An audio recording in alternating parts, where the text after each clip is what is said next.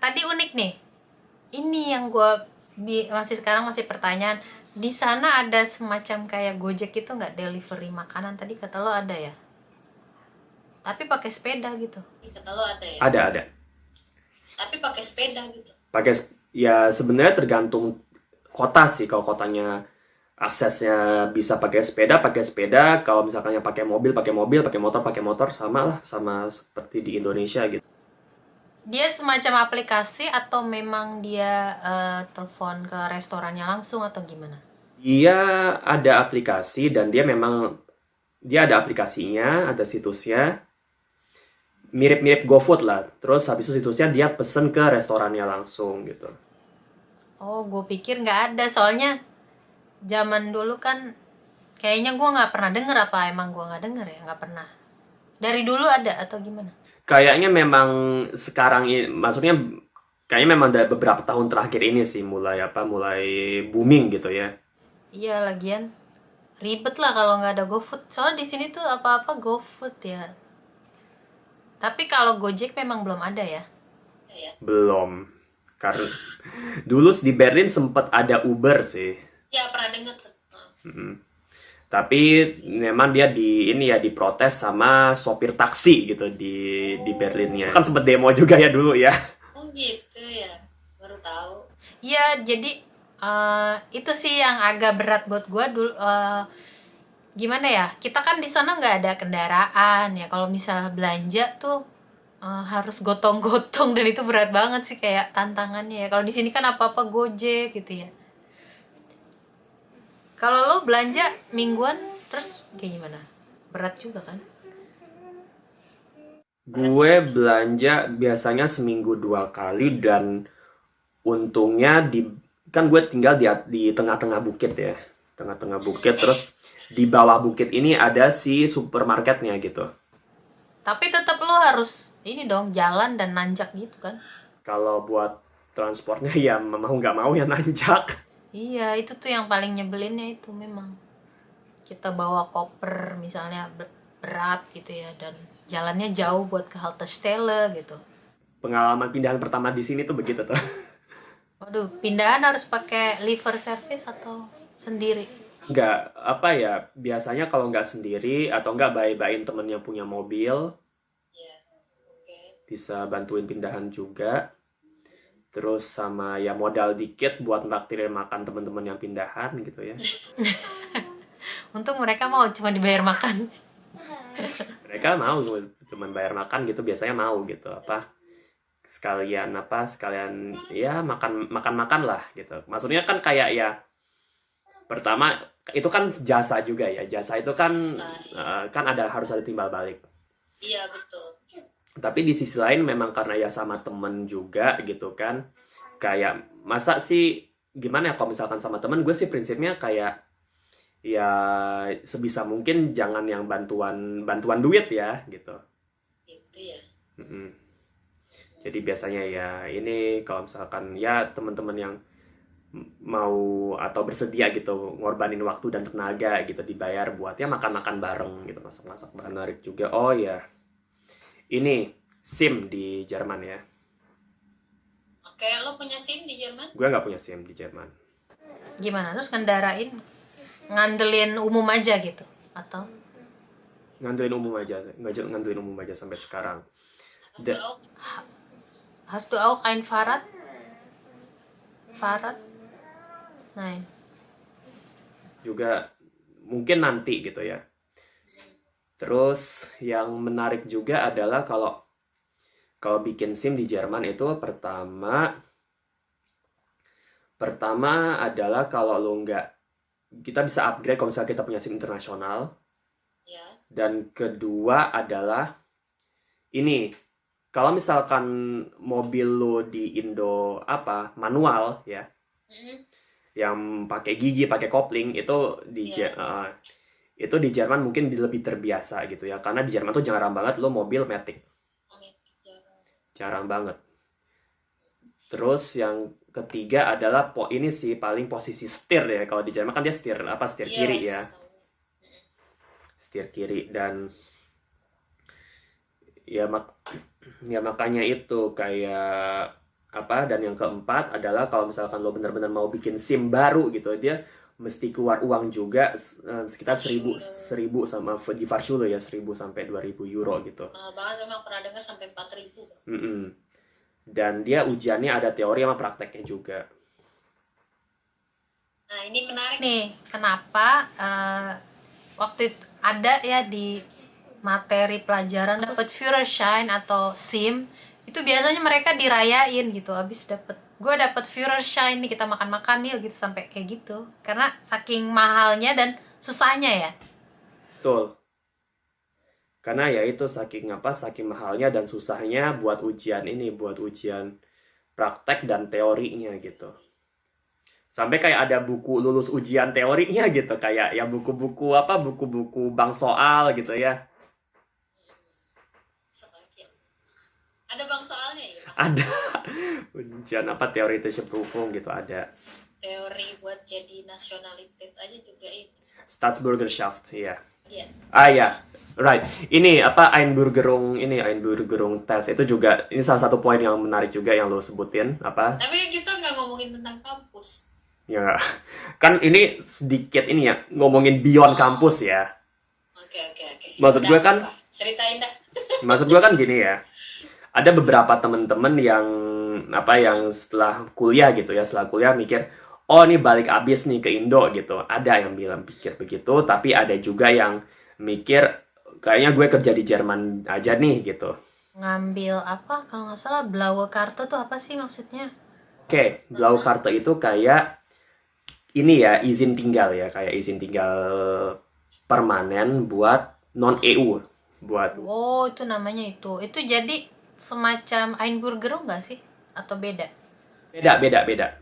Izin tinggal tapi per berapa tahun tuh kalau kayak gitu?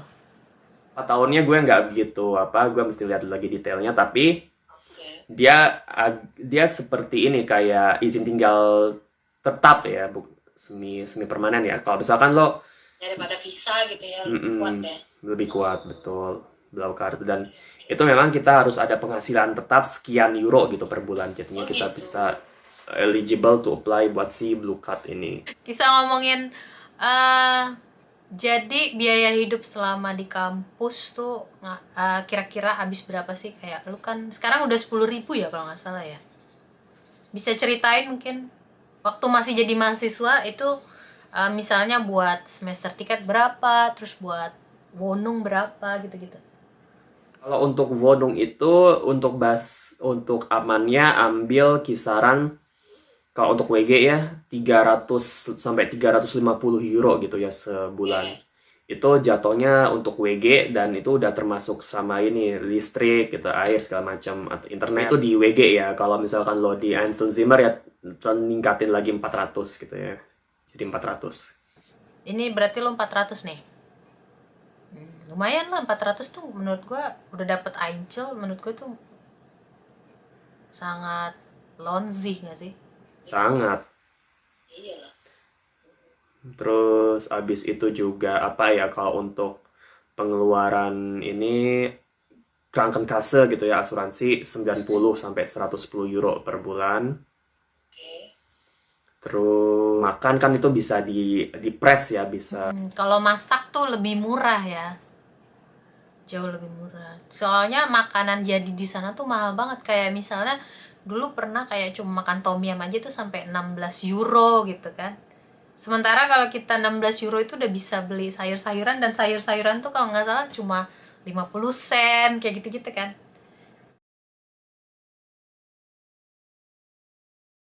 Emang ya namanya juga mahasiswa harus masak ya, harus bisa masak. Berarti masak skill lu udah jago dong.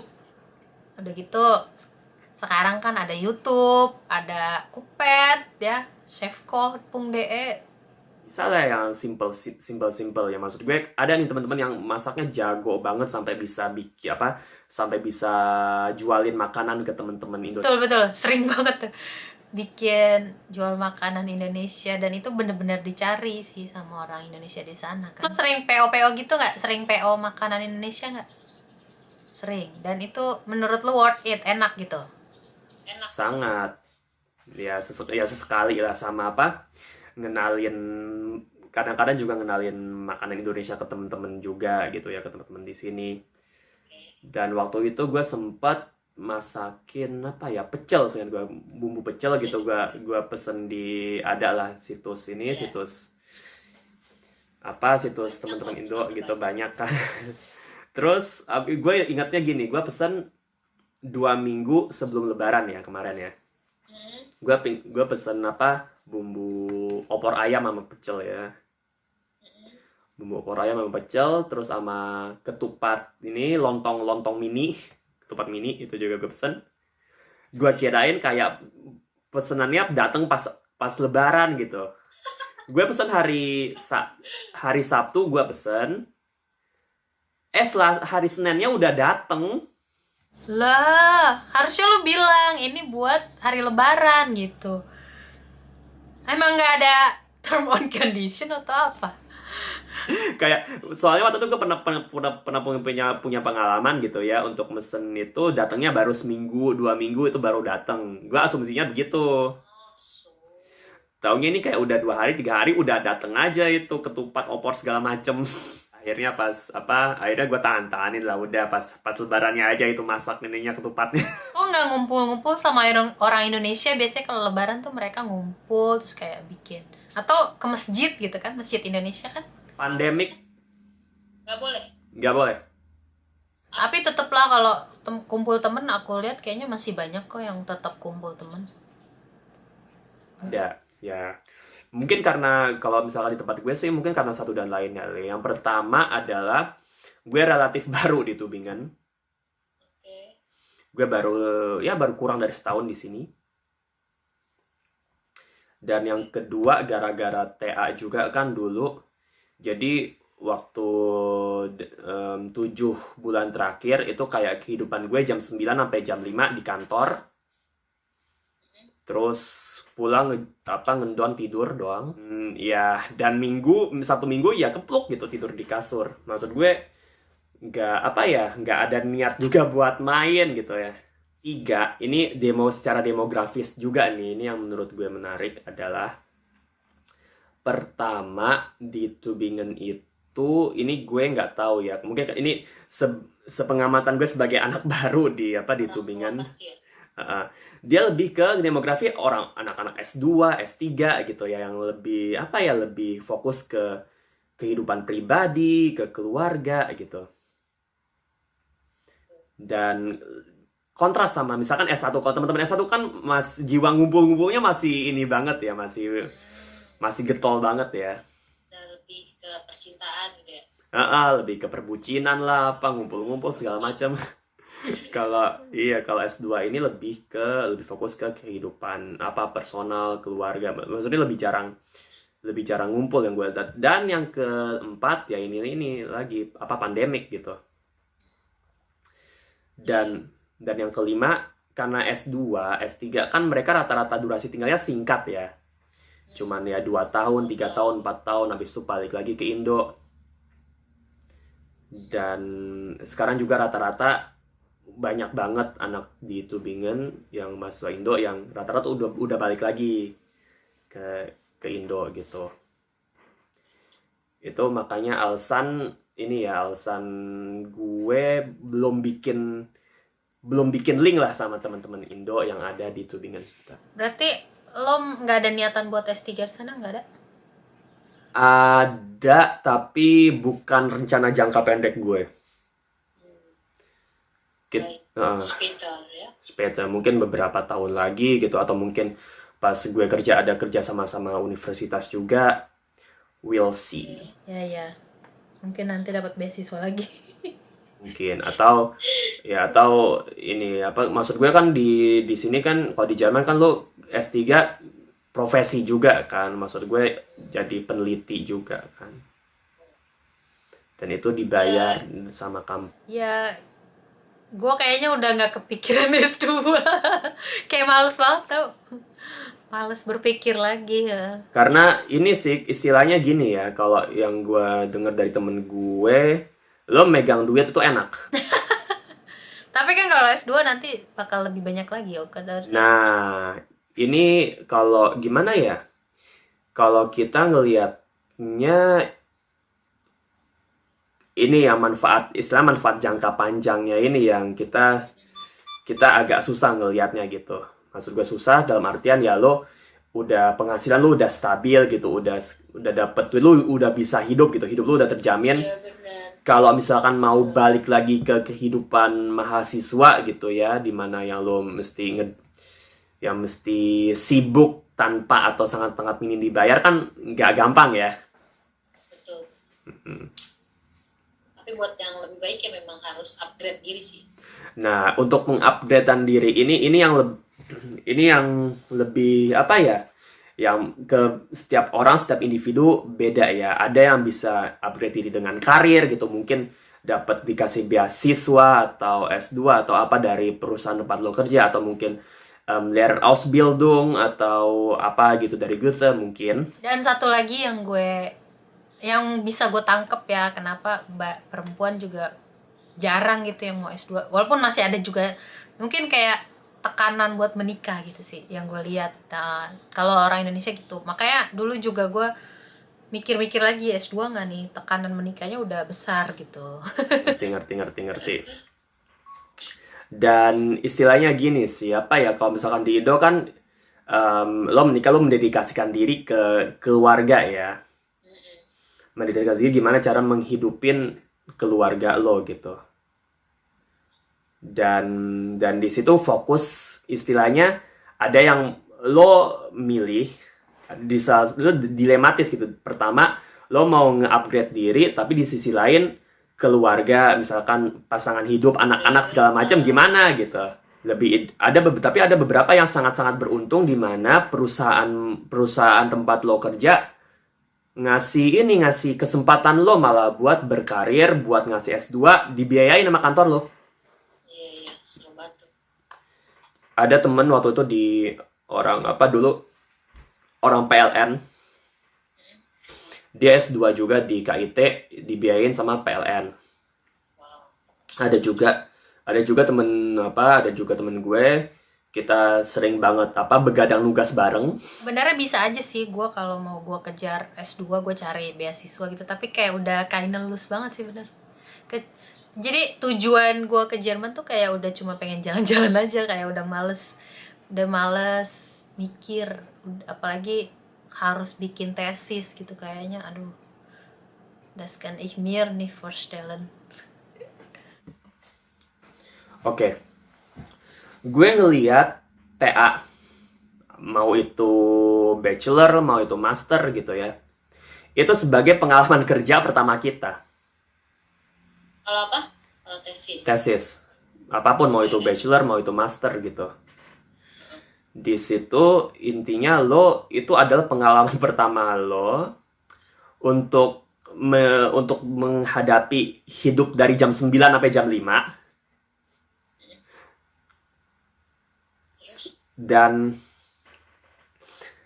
itu adalah pengalaman pertama lo bagaimana cara menuliskan sesuatu secara ilmiah, gimana cara mengaplikasikan apa yang lo pelajarin sekian tahun pas kuliah. Dan itu adalah gimana cara lo bekerja sama Dosbing, terus sama juga teman-teman atau kolega-kolega di jurusan lo gitu. Sama yang keempat lagi, terus habis itu yang terakhir yang gue lihat secara ini ya, TA ya. Emang sih kayak prosesnya itu kalau misalkan kita lihat, waduh anjir ini bimbingan lagi lah, revisi lagi segala macem gitu ya. Ya, gue tuh emang udah pengalaman buruk banget di itu sama dosen tuh. Sampai 2 tahun ngerjain itu kayak udah kayaknya lulus banget buat ngambil S2. Ngerti.